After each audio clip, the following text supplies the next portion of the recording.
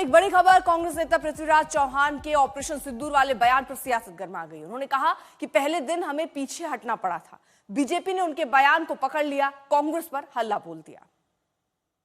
तुमच्याकडे 12 लाख सैन्य आहे का 25 लाख सैन्य आहे का 1 कोटी सैन्याला काय अर्थ राहिला नाही, कारण युद्धच होणार नाही, कोणी करू नाही देणार नाही तुम्हाला। ते आता आपण ऑपरेशन सिंदूरमध्ये पाहिलं की मिलिटरीची 1 किलोमीटर सुद्धा कुठे हालचाल झाली नाही।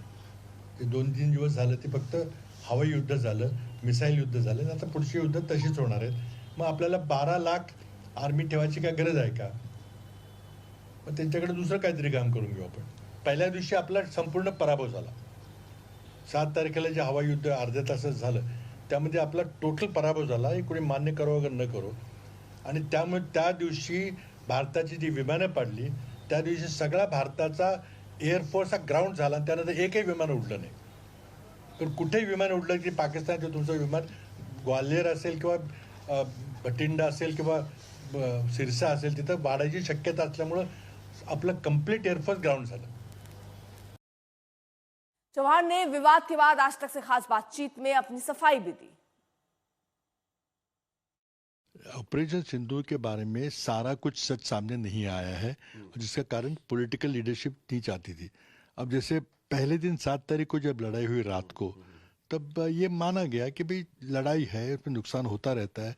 हमारे जो एयरफोर्स के जो चीफ जो अफसर बड़े बड़े अफसर है आर्मी के, उन्होंने तय कर लिया कि भाई कुछ गलतियां हुई, कुछ हमने नीति निर्धारण में कुछ गलतियां हुई, उससे हमारा नुकसान हुआ, ये उन्होंने मान लिया है।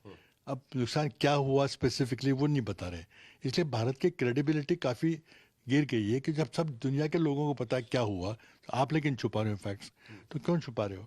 तो 7 तारीख को तो हालत ख़राब थी क्योंकि कुछ विमान गिरे, आधे घंटे की लड़ाई हुई और उसके बाद भारत के सारे विमान जो थे वो बचकर अपने अपने बेस पे चले गए। ऑफिशियली भारत सरकार ने ये नहीं बताया कि कितने जहाज गिर गए थे, लेकिन बाहर के इंटरनेशनल मीडिया में काफ़ी खुल के खबरें आ रही हैं कि भारत का ज़्यादा नुकसान हुआ था। इसका एक कारण ये है कि शायद हम पाकिस्तान की ताकत जो कि चीन के मदद से बहुत बढ़ गई थी, तो उसका हमें अंदेशा नहीं हुआ है।